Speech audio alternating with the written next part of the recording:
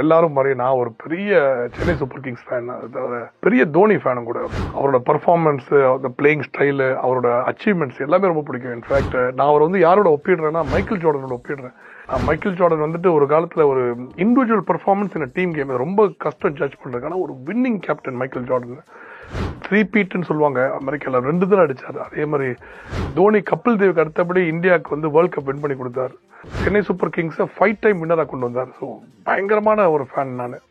ஆனா நீங்க தோனி கிட்ட கத்துக்கிறதுக்கும் நிறைய இருக்கு. தோனி கிட்ட நீங்க எவ்வளவு கத்துக்கலாம்.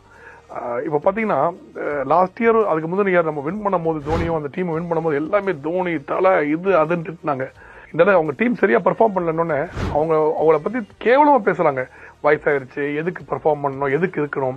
அந்த டீம்ல 12 பேர் இருக்காங்க, இவர் கேப்டன் கூட கிடையாது, இப்பதான் அடிஷனல் கேப்டன் எடுத்திருக்காரு. பட் மத்தவங்களை பத்தி பிளேம் பண்ணாம இவரே பிளேம் பண்றாங்க. சோ நீங்க ஒரு சக்சஸ்ஃபுல் பர்சனா இருந்தீங்கன்னா லைஃப்ல இந்த மாதிரி சேலஞ்சஸ் நிறைய வரும். நல்லா பெர்ஃபார்ம் பண்ணீங்கன்னா நிறைய பேர் நல்லதுன்னு சொல்லுவாங்க.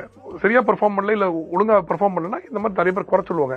ஆனா அந்த டைம்ல மனம் தளர்ந்துடக்கூடாது. நம்ம போயிட்டு ஐயோ என்ன இப்படி பேசுறாங்கன்னு நம்ம பாட்டு இதெல்லாம் தொடச்சி போட்டு நம்ம பாட்டு கொஞ்சம் பஃபலோ ஸ்கின்டா இருந்துக்கிட்டு முன்னேற வழி ஒண்டி பார்க்கணும். என்னோட அட்வைஸ், எல்லா தோனி ஃபேன்ஸ் மாதிரி, எல்லா சிஎஸ்கே ஃபேன்ஸ் மாதிரி நீங்களும் கிரிட் டிட்டர்மினேஷனோட முன்னேற வேலையை ஒண்டி பாருங்க.